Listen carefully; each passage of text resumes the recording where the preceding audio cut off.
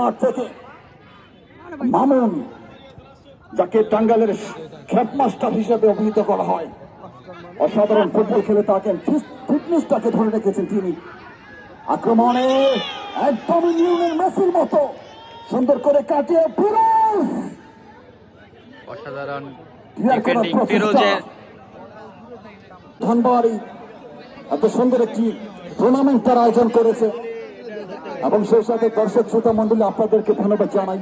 প্রত্যেকটি খেলায় আমরা জানি ধনবাড়ির মানুষ অত্যন্ত নম্র এবং ভদ্র। যখনই ট্রাইব্রেকার হয় তারা নিজ নিজ জায়গায় হৃদয়ে কাঁপুনি ধরনের মতো একটি শট।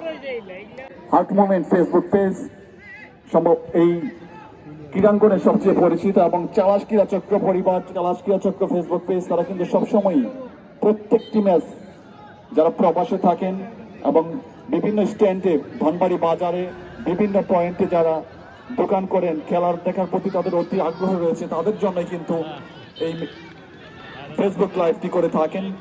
এবং সেই সাথে আব্দুল্লাহ আল মামুন ফেসবুক পেজের মাধ্যমে করে থাকেন। সুপ্রিয় দর্শক শ্রোতা মন্ডলী, অত্যন্ত নান্দনিক একটি ফুটবল ম্যাচ আমরা উপভোগ করছি। নান্দনিক একটি ফুটবল ম্যাচ আমরা উপভোগ করছি। যে কোনো সময় কিন্তু ম্যাচ অফিসিয়াল দ্বিতীয়ার্ধে অনেকটা সময় অতিক্রান্ত হয়েছে। আপনাদেরকে অবশ্যই আবারও বিনীত অনুরোধ করবো, যদি নির্ধারিত সময়ের মধ্যেই অমীমাংসিত থেকে যায়, সেক্ষেত্রে কিন্তু টুর্নামেন্ট পরিচালনা কমিটি, বিশেষ করে চালাস ক্রীড়া চক্র ধনবাড়ি, একটি অরাজনৈতিক সামাজিক স্বেচ্ছাসেবী সংগঠন যার মূল মন্ত্র শিক্ষা, সংস্কৃতি ও ক্রীড়া, তারা সরাসরি ট্রাইব্রেকার উপনীত হতে দিয়েছেন। আপনাদেরকে টুর্নামেন্ট পরিচালনা কমিটির পক্ষ থেকে অনেক অনেক ধন্যবাদ জানাই, অসংখ্য ধন্যবাদ জানাই যারা এত সুন্দর ফুটবল টুর্নামেন্ট আয়োজন করেছে। ভুইয়ার মতো ফুটবলার, টপু বর্মনের মতো ফুটবলার ধনবাড়ি থেকে গড়ে উঠুক, টাঙ্গাইল থেকে গড়ে উঠুক, মুরসালিনের মতো উদীয়মান তরুণ তুর্কি গড়ে উঠুক টাঙ্গাইল তথা ধনবাড়ি থেকে, সেই প্রত্যাশাটাই করছি।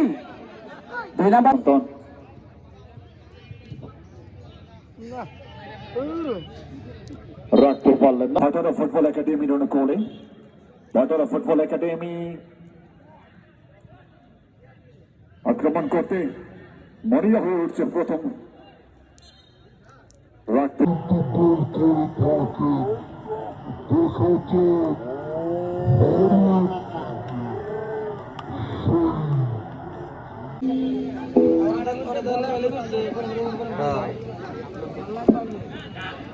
কিক অফের মাধ্যমে খেলা শুরু হয়ে গেল।